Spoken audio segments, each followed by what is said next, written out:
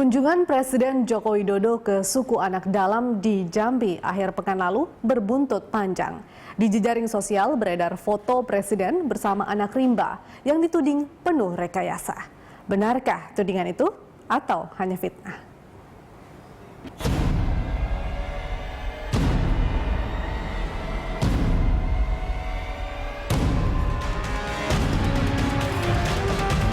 Ketemu dulu dengan orang-orang, suruh buka baju. Orang ini yang pikirannya jahat sekali. Di tengah upaya pemerintah menangani kebakaran hutan dan kabut asap, muncul kabar kurang sedap seputar kunjungan Presiden Joko Widodo ke Jambi. Setelah mempercepat kepulangan saat kunjungan kerja ke Amerika Serikat, akhir pekan lalu Presiden langsung terbang ke Pulau Sumatera. Di tengah pekatnya asap di Palembang, Sumatera Selatan, Jokowi meninjau rumah singgah untuk bayi penderita ISPA.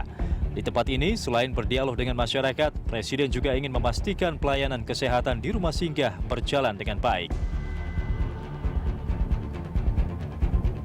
Selain ke Sumatera Selatan, Jokowi juga meninjau penanganan kabut asap di Provinsi Jambi. Kunjungan ke Jambi sebetulnya pernah dijadwalkan pada akhir September silam, namun batal terlaksana karena pekatnya kabut asap tidak memungkinkan untuk penerbangan. Di Jambi, Presiden Jokowi Jumat lalu bertemu suku anak dalam di Sarolangun, Jambi. Suku yang juga dikenal dengan orang rimba itu ikut terkena dampak kebakaran hutan dan kabut asap. Akibatnya, suku anak dalam mengungsi dari dalam hutan dan mendirikan tenda-tenda di perkebunan sawit. Sayangnya, pertemuan Presiden dengan suku anak dalam justru mengundang polemik. Foto pertemuan pertama seorang Presiden Indonesia dengan suku nomaden di Jambi itu muncul di media sosial dalam kemasan negatif. Oleh akun-akun anonim, Presiden dituding merekayasa pertemuan untuk pencitraan.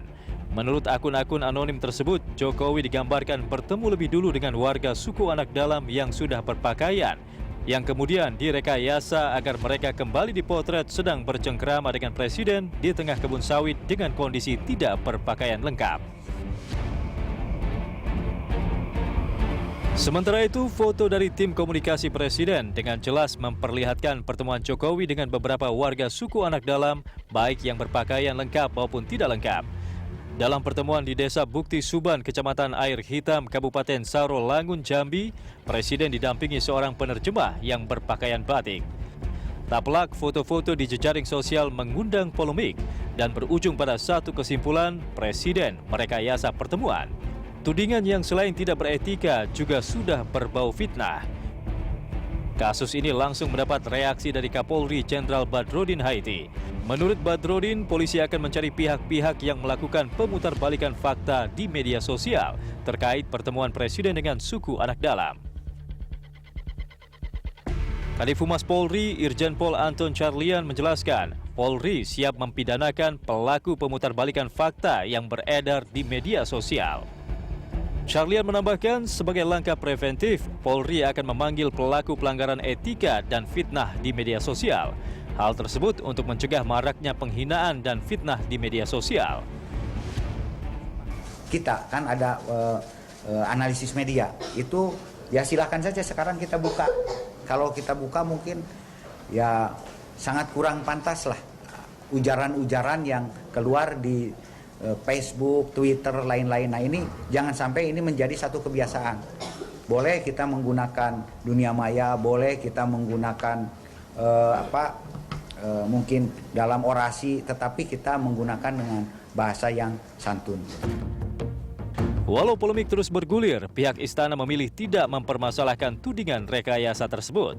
Menteri Sekretaris Negara Pratikno menegaskan soal pengungkapan fitnah jadi wewenang pihak kepolisian. Yang ingin dilakukan oleh Presiden adalah menunjukkan Presiden ingin mendengar dari masyarakat adat, dari suku-suku yang terpencil.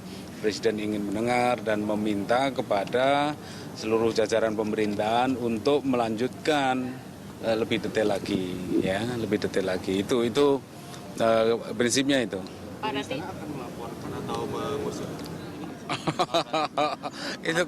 itu kan urusannya polisi lah, urusannya istana gitu ya.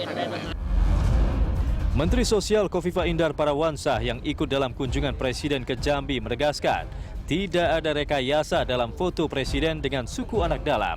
Bahkan usai pertemuan, Presiden meminta Kofifa dan Bupati untuk mengurus keperluan suku anak dalam. Saya ada di situ, bahkan sebetulnya menurut Pas Pampres begini, nanti dari sekian menteri supaya tidak kelihatan gerutuk-gerutuk kayak begitu, yang diharapkan bisa mendampingi Bapak Presiden itu Mensos, begitu antara lain. Kenapa? Karena ini memang Komdas ada terpencil itu di dalam koordinasi Kementerian Sosial kepada tataran kelembagaannya. Artinya meskipun saya tidak ikut pada pada saat Pak Jokowi dengan suku anak dalam memperbincangan apa, selesai itu saya juga Mensos, Pak Jokowi panggil saya, minta tolong ya, ini nanti kalau bikin cut tolong paling tidak 1,5 hektar, Pak Bupati bisa nggak menyiapkan. Jadi pada posisi seperti itu saya mengikuti dari sebelum beliau datang.